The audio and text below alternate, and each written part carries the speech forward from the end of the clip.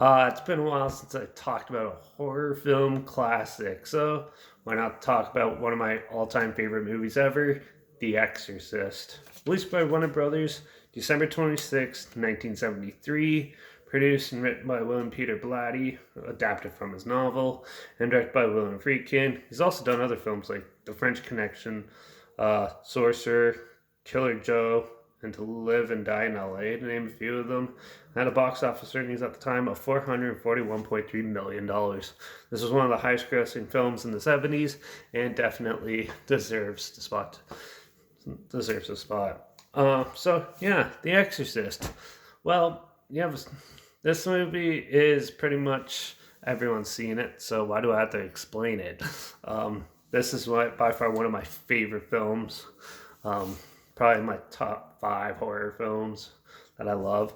And yeah, actually, come to think of it, I think this is one of the first like big like franchises that I'm like diving into, where I didn't start with a sequel. No one talks about. So yeah, that's amusing. Anyways, yeah, The Exorcist kicks off with an older priest digging and trying to find stuff in I can't remember where, but yeah, some foreign country where he discovers the statue of Pazuzu, which ends up leading us into the main story, which is uh, there's a girl named Reagan playing with a Ouija board while her mom's is an actress and is out filming scenes. She's playing with a Ouija board and talking to her uh, imaginary friend, Captain Howdy. And then slowly but surely, she slowly starts becoming possessed by something. And her mother doesn't know what to think about. She takes her to all these doctors and everything, and they can't explain what's going on.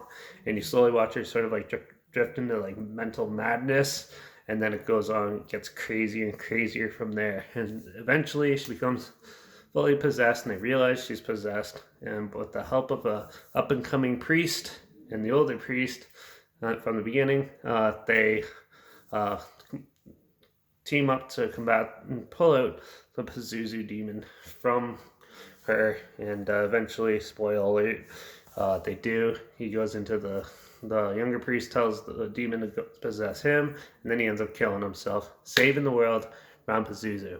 For now, yeah, interesting story, definitely. So demonology and stuff like that was definitely a big topic in the 70s. This is probably one of the ones that kicked it off.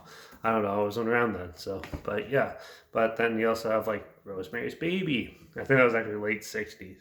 Yeah. And then there's like The Omen and things like that, and like demonic kids and everything. Damn kids. So yeah. But yeah, The Exorcist, there's nothing to complain about. It still stands really strong today, I find.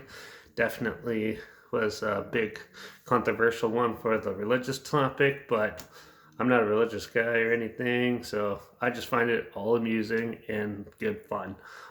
Definitely a lot of good, creepy, scary scenes. I love the scene where she's like bent backwards and going down the stairs, and then blood comes out of her mouth and shit. That was good.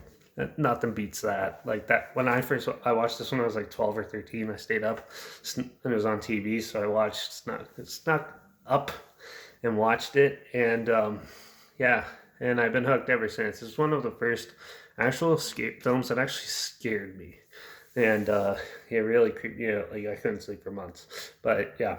But nowadays I watch this over and over again and not get bored of it. It is by far one of the best horror films ever made, and thank God they're not remaking it. Or maybe they are. I think the guy who's doing the Halloween remakes or reboot brand triple feature thing from Blumhouse is going to remake it into like a TV show or something. But everyone knows it's not going to stand as well as this. So yeah, I'm just rambling on. So yeah, The Exorcist, I clearly give this a 5 out of 5. There's nothing wrong with it.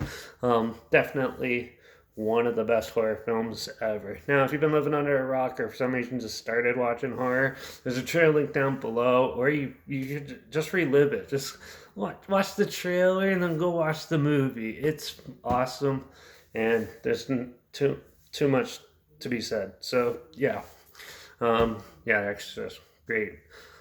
Yeah, 5 out of 5 from me. Yeah, I'll just ramble on for hours if I keep talking, so I'm just gonna stop myself there. Um, yeah, it's just great. So yeah, make sure you like this video, share it so more people are aware of it. Check out my Instagram, that's linked down below, where I post clips of films I'm going to review in the future on my story, and put this subgenre film in a hashtag as well. Yeah, that didn't come out right, but whatever. And yeah, make sure you also check out my Letterbox, where I post my first star rating right after watching the film. And on there, it's linked down below too, and it's at Derek P Reviews. And yeah, make sure you subscribe so you hear my opinions of a lot of other things. So yeah, I guess that's it for now. And I guess see you on the next one. Watch out for all those demons possessing you. Cheers.